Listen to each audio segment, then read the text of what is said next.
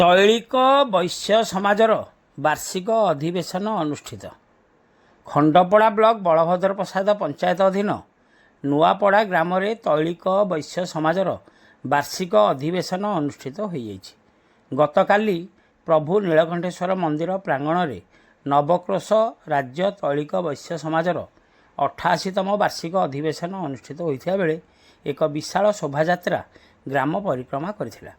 ଖଣ୍ଡପଡ଼ା ରାଜ୍ୟର ବିଭିନ୍ନ ଅଞ୍ଚଳର ସଦସ୍ୟଙ୍କୁ ନେଇ ଆୟୋଜିତ ଏହି କାର୍ଯ୍ୟକ୍ରମରେ ସମାଜର ପୂର୍ବତନ ସରପଞ୍ଚ ନବକିଶୋର ସାହୁ ସଭାପତିତ୍ୱ କରିଥିବା ବେଳେ ଅନୁଷ୍ଠାନର କର୍ମକର୍ତ୍ତା ଚୟନ ହୋଇଥିଲା। ନୂତନ ସଭାପତି ଭାବେ ବସନ୍ତ କୁମାର ସାହୁ, ଉପସଭାପତି ଦୁର୍ଯ୍ୟୋଧନ ସାହୁ, ସମ୍ପାଦକ ସୁରେଶ ଚନ୍ଦ୍ର ସାହୁ, ସହ ସମ୍ପାଦକ ଦିଲ୍ଲୀପ କୁମାର ସାହୁ, କୋଷାଧ୍ୟକ୍ଷ ଜିତେନ୍ଦ୍ର ସାହୁ, ଅର୍ଥ ସମ୍ପାଦକ ରାମଚନ୍ଦ୍ର ସାହୁ, ସମୀକ୍ଷକ ତ୍ରିନାଥ ସାହୁ, ଶିକ୍ଷା ସମ୍ପାଦକ ବିଜୟ କୁମାର ସାହୁ ଓ ମହାସଂଘର ଅଧ୍ୟକ୍ଷ ଶରତ କୁମାର ସାହୁ ନିର୍ବାଚିତ ହୋଇଥିଲେ।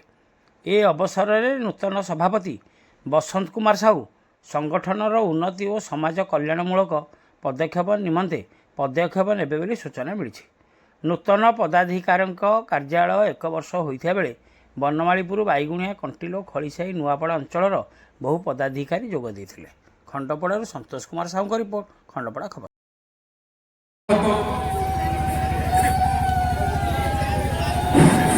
खंडपड़ा नवकोश राज्य तौलिक बस्य समाज की, खंडपड़ा नवकोश राज्य तौलिक बस्य समाज की, खंडपड़ा नवकोश राज्य तौलिक बस्य समाज की, बनमालपुर अंचल तौलिक बस्य समाज की, बनमालपुर अंचल तौलिक बस्य समाज की, बनमालपुर अंचल तौलिक बस्य समाज की, कंटिल अंचल तौलिक बस्य समाज की, कंटिल अंचल तौलिक बस्य समाज की, कंटिल अंचल तौलिक बस्य समाज की, बाईगुड़ी अंचल